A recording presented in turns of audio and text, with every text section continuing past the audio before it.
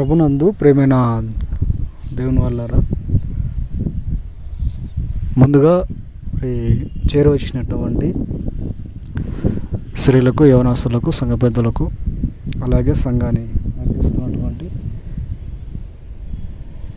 తోటి జతపని వారికి కూడా, కూర్చున్నటువంటి ప్రతి ఒక్క సేవకుని కూడా, అలాగే సంబంధించినటువంటి సంకాపురం కూడా ప్రత్యేకంగా నా హృదయపూర్వమైనటువంటి వందనాలు తెలియజేస్తున్నాండి. మంచి పిల్లల కొన్ని మాటలు దీని యొక్క వాక్యాన్ని మనం ధ్యానించుకుందాం. కనుక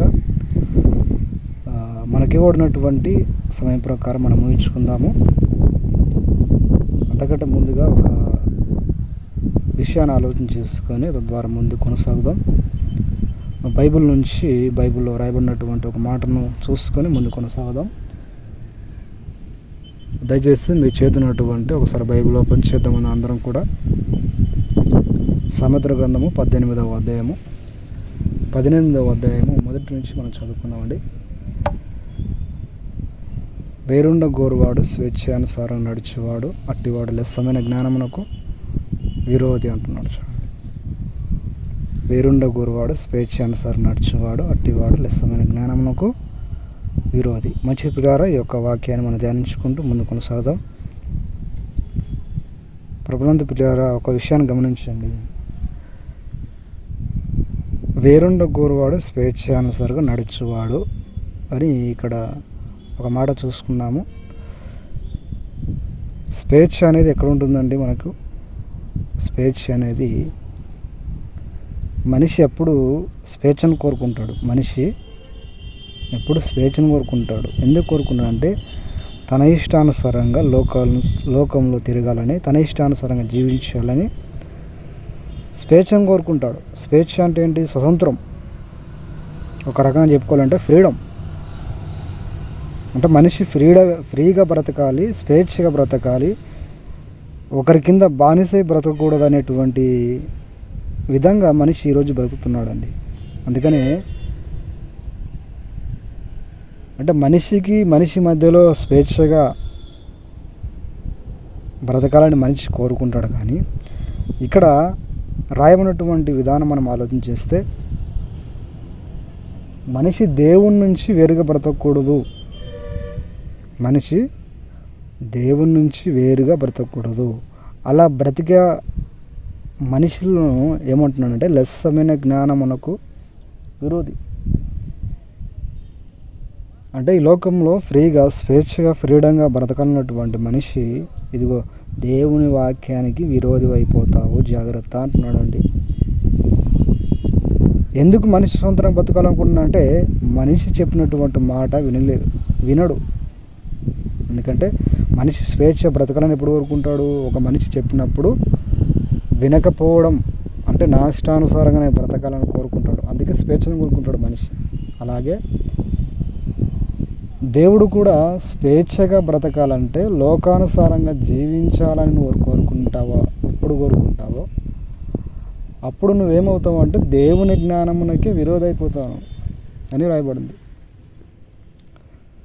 సహజంగా మనము దేవుని నుంచి వేరైపోతే ఎలా ఉంటుంది పరిస్థితి? చాలా దారుణంగా ఉంటుంది. మనిషి దూరం అయిపోతే తర్వాత విషయం అది. మనిషి దూరం అయిపోతే దేశాలు దాటిపోయినా, ప్రాంతాలు దాటిపోయినా, గ్రామాలు దాటిపోయినా పెద్దగా మనము పట్టించుకునే అవకాశం కూడా లేదు అన్నప్పటికీ మనం తెలుసుకోవచ్చు. కానీ మనిషి దేవుడే మనకు దూరం అయిపోతే చాలా ఇబ్బందులు అయ్యే అవకాశం ఉంటుంది.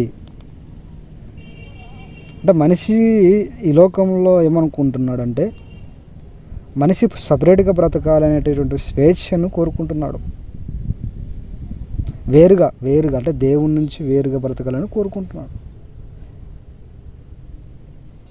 అంతే కదండి. మనిషి దేవుని నుంచి వేరుగా బ్రతకాలని కోరుకుంటాడు. కానీ మనము వేరుగా బ్రతికితే మాత్రము దేవుని నుంచి మనం వేరైపోతే, దేవుని నుంచి మనం సపరేట్గా బ్రతకాలనుకుంటే, మనకు నచ్చినట్టుగా మనం బ్రతకాలనుకుంటే మనం ఏది కూడా చేయలేము. ప్రేమైన దేవుని వల్ల ఏది కూడా చేయలేము. ఒక విషయాన్ని మనం గుర్తు చేసుకుని ముందు కొనసాగం. యోహాను రాసినటువంటి సువార్త, యోహాను సువార్త 5వ అధ్యాయము 15వ వచనం మనం చదువుకుందాం. చూడండి. యోహాను సువార్త 15వ అధ్యాయము 5వ వచనం మనం చదువుకుందాం. ద్రాక్షవల్లి నేను, తీగలు మీరు, నా యందు మీరును, మీరందు నేను. ఫలించాలంటే నా యందు ఉండాలి. నా యందు లేకపోతే ఫలించలేరు అంటున్నాడు. అంటే నాకు వేరుగా మీరేమీ చేయలేరు. చూడండి ప్రియులారా, ద్రాక్షవల్లి నేను, తీగలు మీరు అంటే ద్రాక్షవల్లి అనే ఎవరంటే ద్రాక్షవల్లి అనగానే ఎవరు? యేసు ప్రభువారు. ద్రాక్షవల్లికి పుట్టినటువంటి తీగలు, ద్రాక్షవల్లికి తీగలు ఉంటాయి కదండి, తీగలు మనము. అంటే యేసు ప్రభువారు ఒక ద్రాక్షవల్లి అయితే అందులో ద్రాక్షవల్లి తోటలో ద్రాక్ష చెట్టుకు అందులో తీగలు మనం. ఇప్పుడు చూడండి, ద్రాక్ష చెట్టు ఫలించాలంటే, ద్రాక్ష పళ్ళు పూత పట్టాలంటే, ద్రాక్ష పళ్ళు కాయాలన్నా ఇదిగో అక్కడ ఉన్నటువంటి నీరు అనేటువంటిది ఖచ్చితంగా ఉండాలి. అంతే కదండి, నీరు కూడా ఉండాలి. చెట్టు ఫలించాలంటే నీళ్ళు కూడా ఉండాలి. నీళ్ళు లేకపోతే చెట్టు ఏమవుతుంది? ఎండిపోతుంది. కనుక ఇక్కడ రాయబడినటువంటి నాకు వేరుగా మీరేమీ చేయలేనటువంటి, ఏమంటే ఏం చేయలేరు, ఏమీ చేయలేరు. అంటే మనిషి దేవుని నుంచి వేరుగా బ్రతకాలి, స్వేచ్ఛగా బ్రతకాలని కోరుకుంటాడే తప్ప మనిషి అనుకుంటున్నాడు. కానీ దేవుడు ఏమంటున్నాడు అంటే నాకు వేరుగా మీరేమీ చేయలేరు. అంటే ఏదైనా సాధించాలంటే ఎవరు ఉండాలమ్మా? ఎవరు ఉండాలి? మన వెనకాల యేసుప్రభు ఉండాలి, దేవుడు ఉండాలి. లోకానుసారంగా నువ్వు జీవిస్తున్నప్పటికీ, లోకానుసారంగా బ్రతుకుతున్నప్పటికీ అందులో కూడా యేసుప్రభు వారి దేవుడు అనేటువంటి ఈయన ఉండాలి. లేకపోతే నువ్వేవి చేయలేవు. చూడండి ప్రియులారా, ఈ లోకాన్ని, ఈ యొక్క ప్రపంచాన్ని ఒక వెలుగులోకి, ఈ ప్రపంచాన్ని ఉన్నతమైనటువంటి జ్ఞానంలోకి అభివృద్ధి చెందినటువంటి ఎంతో గొప్ప శాస్త్రవేత్తలు, రాజకీయవేత్తలు, ఇంకా చాలామంది కూడా ఈ భూమండలం పైన ఉన్నారు.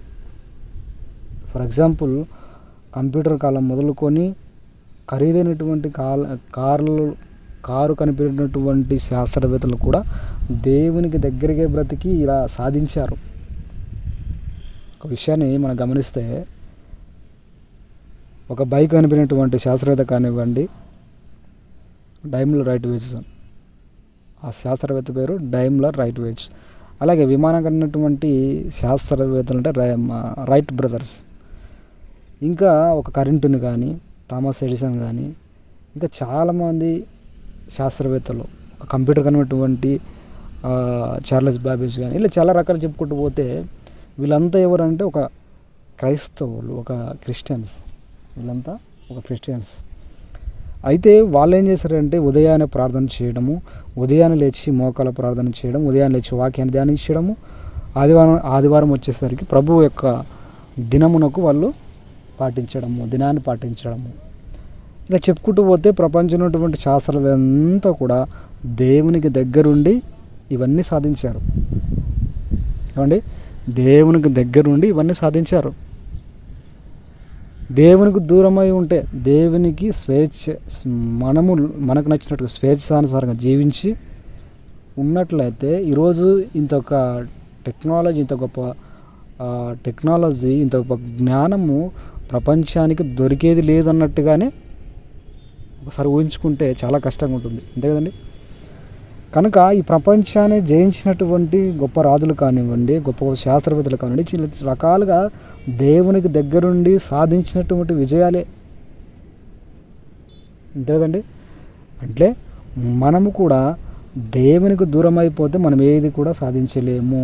ఇప్పుడున్నటువంటి శాస్త్రవేత్తలందరూ కూడా దేవుని దగ్గరుండే ఒక వస్తువుని కనిపెట్టారు, దేవునికి దగ్గరుండే వస్తువుని కనిపెట్టారు, దేవునికి దూరమై ఉండే వస్తువుని కనిపెట్టలేదు.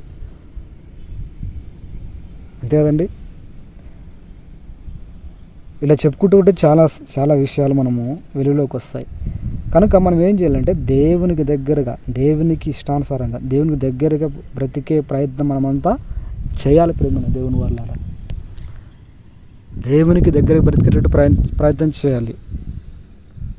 మరొక మాట చూద్దాం. కీర్తన గ్రంథము 1వ అధ్యాయం 3వ వచనం మనం చదువుకుందామండి. కీర్తనల గ్రంథము 1వ అధ్యాయము 3వ వచనాన్ని మనం చదువుకుంటూ ముందు కొనసాగుదాం.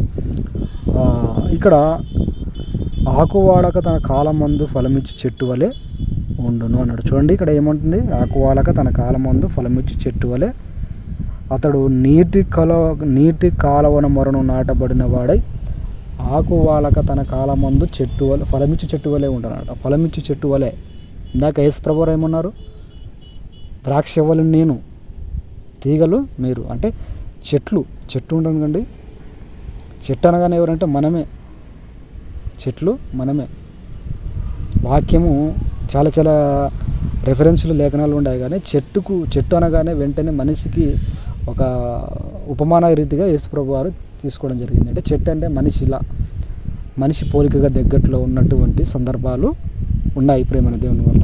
ఇక్కడ ఏమంటున్నాడంటే అతడు నీటి కాలువన మొరను నాటబడిన వాడు ఆకువాలక తన కాలమందు ఫలమిచ్చి చెట్టు వలె ఉన్నాడంటే చెట్టు ఎక్కడ ఉండాలి? ఫలించాలంటే చెట్టు ఎక్కడ ఉండాలి? నీటి దగ్గర ఉండాలి. నీటి దగ్గర ఉంటేనే చెట్టు మాత్రం ఫలిస్తుంది. చూడండి, అప్పుడప్పుడు మనము రోడ్డు పైన కానీ అప్పుడప్పుడు వెళ్తుంటాం కదా, బయటకు వెళ్తుంటాం.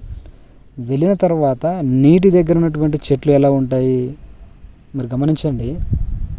అంటే కాలువ దగ్గర ఉన్నటువంటి, చెరువు దగ్గర ఉన్నటువంటి, నది దగ్గర ఉన్నటువంటి, ఏటి దగ్గర ఉన్నటువంటి చెట్లు, సముద్రాల దగ్గర ఉన్నటువంటి చెట్లు ఎలా ఉంటాయి?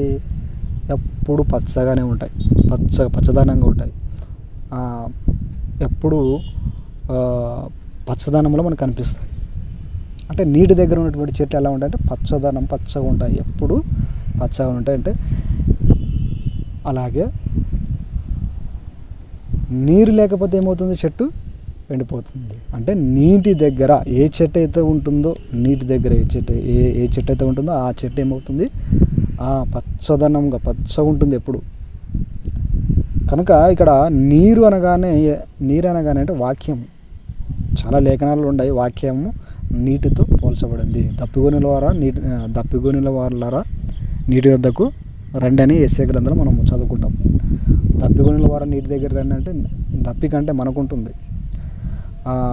ఒక నీరు మనిషికి ఎలా అయితే దాహం తీస్తుందో అలాగే వాక్యం అనేటువంటి నీరు అనేటువంటి వాక్యము మన దేహానికి, మన మనస్సుకు, మన ఆత్మకు అలాంటి నీరు అవసరం.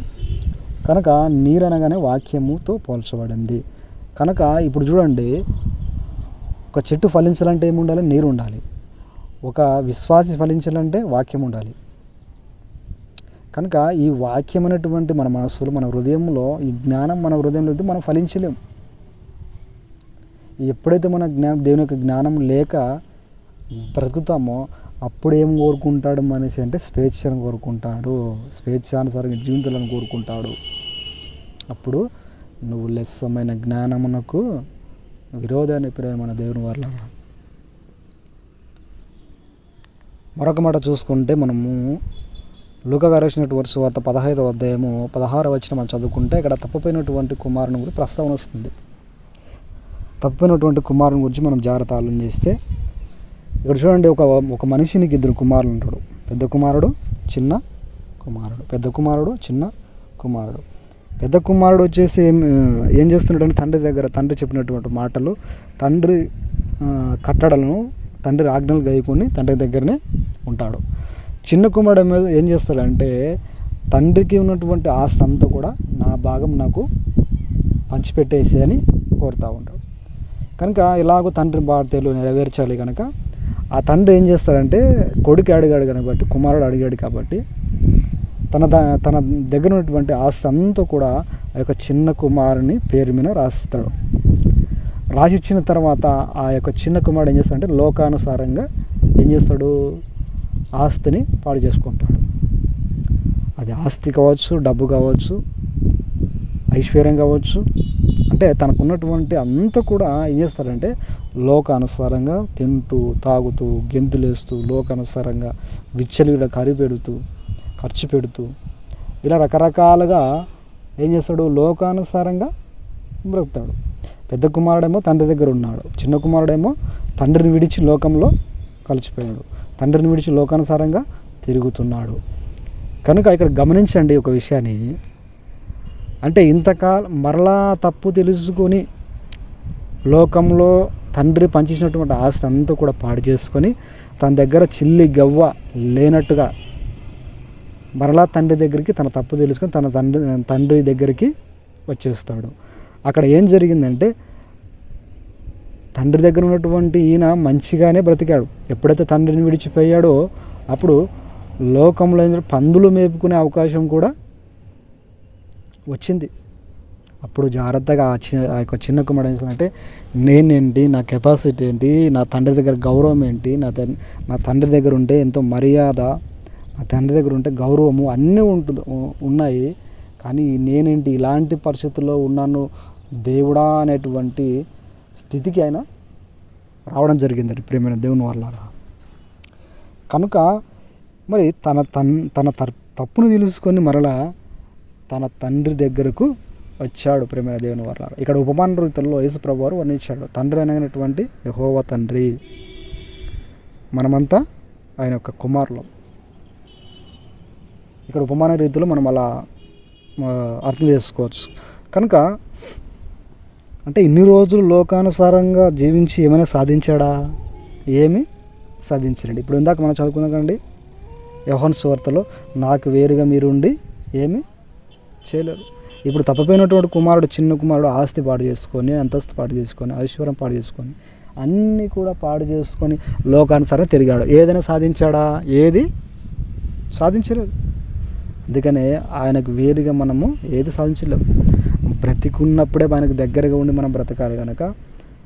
కనుక మనం ఏం చేయకూడదంటే దేవునికి దూరంగా బ్రతకడానికి ప్రయత్నము చేయొద్దు. దేవునికి విడిచి దేవుని దూరంగా బ్రతికి దేవుని పక్కన పెట్టి బ్రతకడానికి ప్రయత్నం మనం ఎప్పుడు కూడా చేయొద్దు. అలా చేసామనుకోండి నువ్వేది కూడా సాధించలేవు, పట్టుకొని పోలేవు. కనుక మన బ్రతికి దినం అన్నిటిలో మనం ఏం చేయాలంటే ఇదిగో ఆయన కట్టుబడి ఆయన చెప్పినటువంటి మాటలు విని, చాలామంది బైబిల్లో విశ్వాసులు కూడా చాలామంది ఉన్నారు. ఒక యేసేపుని తీసుకోండి, ఫర్ ఎగ్జాంపుల్ ఒక యేసు ప్రభు వారిని తీసుకోండి, ఇంకా ఒక మోషని తీసుకోండి, ఇంకా చాలామంది విశ్వాస జాబితాలో చాలామందికి ఉన్నారు. వీరంతా బైబిల్లో ఎందుకు రాయబడ్డారంటే ఎప్పుడైనా సరే దేవుని విడిచి వాళ్ళు బ్రతకలేదండి, దేవుని దగ్గరికి బ్రతకాలి. వారికి నచ్చినట్టుగా వాళ్ళు శివేచ్ఛానుసారంగా బ్రతకలేదు, దేవునికి దగ్గరగా బ్రతికారు. కనుక ఈ యొక్క బైబిల్ గ్రంథంలో వాళ్ళ పేరు కూడా రాయబడ్డాయి. కనుక ఒక విశ్వాసం మాదిరిగా మనం తీసుకొని ఒక తీర్మానం తీసుకుందాము. ఈ యొక్క మధ్యకాల సమయంలో ఒక తీర్మానం తీసుకుందాం. ఎందుకంటే ప్రభువా, ఏదైనా నా నుంచి దూరం అవును గాక, అంటే ఏదైనా మనలో చెడు అలవాట్లు ఉన్నా, ఏదైనా చెడ్డ కార్యాలు మన దగ్గరికి వచ్చినా కూడా దాని నుంచి మనము దూరంగా వెళ్ళిపోవాలి. దేవుని నుంచి కాదు, మరలా దేవుని నుంచి దూరంగా వెళ్ళిపోకూడదు, దేవుని నుంచి దూరంగా బ్రతకూడదు. ఎప్పుడైనా సరే ఒక చెట్టు ఫలించాలంటే నీటి దగ్గరనే ఉండాలి, లేదా నీళ్ళైనా పోయాలి. కనుక మన జీవితంలో ఏదైనా పొందుకోవాలన్నా, ఇక్కడ ఉన్నటువంటి మీరంతా కూడా వాక్యం వినడానికి వచ్చారు, మీ జీవితంలో మేలులు పొందుకోవాలన్నా, అభివృద్ధి చేయాలన్నా, ఏదైనా సాధించాలన్నా ఇదిగో మీ వెనకాల దేవుడు అనేటువంటి ఈయన యేసు ప్రభు వారు ఖచ్చితంగా ఉండాలి. ఒక తీర్మానం తీసుకొని ఈ యొక్క వాక్యాన్ని నేను ముగిస్తానండి. ఈ యొక్క తీర్మానం తీసుకుందాం. కనుక ప్రభువా, మేము చనిపోయేంత వరకు కూడా నీ నుంచి నీకు వేరుగా బ్రతకడానికి ప్రయత్నము చెయ్యము ప్రభువా అనేటువంటి ఒక చక్కటి తీర్మానం తీసుకొని మనము ఈ యొక్క అవకాశాన్ని మనము ఉపయోగించుకుందామండి. కనుక మనకేమున్నటువంటి అవకాశాన్ని ఒక 60,000, 70,000, 100,000 కానీ మనం ఎప్పుడు కూడా దేవుని విడిచి బ్రతకడానికి ప్రయత్నము చేయకూడదని ప్రభు పేరిట మీ అందరికీ తెలియజేస్తూ ఈ యొక్క వాక్యమును తన విడికిలో దేవుడు దీవించి ఆశీర్వదించునుగాక. ఆమేన్.